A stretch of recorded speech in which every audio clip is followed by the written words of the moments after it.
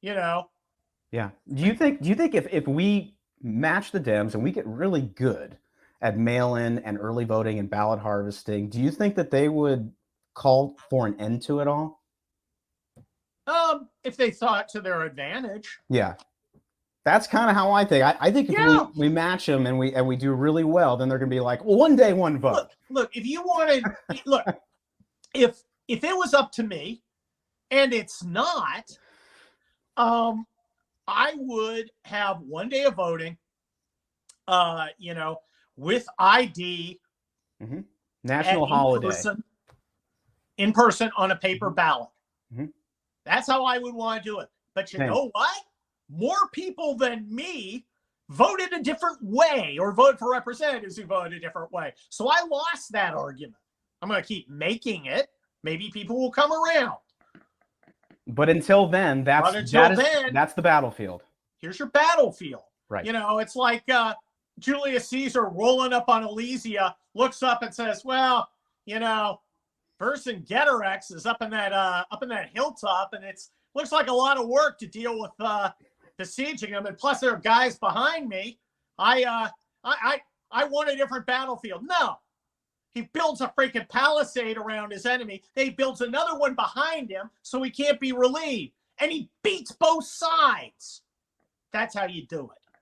Yeah. It's your Vercingetorix reference for today. GOP needs more killer instinct. Frankly, we need guys who will wipe the blood from their mouths after they're done winning, and I just don't see enough of them.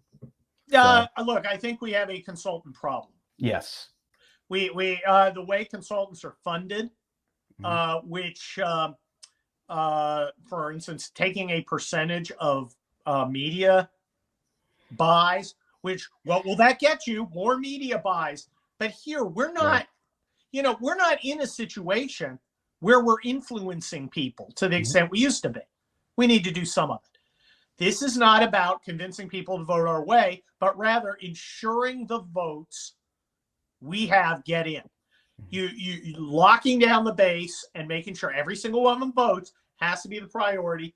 Then influencing the guys in the middle. They're both important, but the way that it's funded incentivizes not focusing on get out the vote. It focuses on media, especially non-candidate media buys. Candidates get the lowest rates. Non-candidates, like a PAC or some sort of super fun thing, mm-hmm. they have to pay 5 times as much.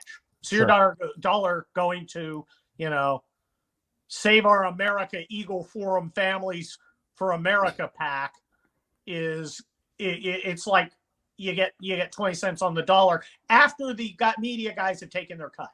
Right.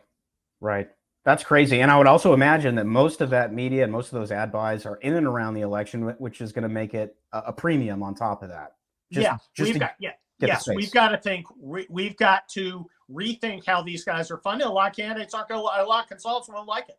Jeez, Kurt. The idea of going out early and getting the base early is just a no-brainer. And then you focus the rest of that time, those last 30 days or whatever, or last 2 weeks, running up the score. Yeah, I mean, this makes no sense to me. It's like trying to overcome a 20-point lead in the fourth quarter. The incentives are not there to win, except for the individual candidate and the base. Yeah. What's Ronna McDaniel's incentive to win? Well, she doesn't have one. She's literally her argument is literally, it doesn't matter that I lose all the time. That shouldn't be your criteria. I have connections. That's why.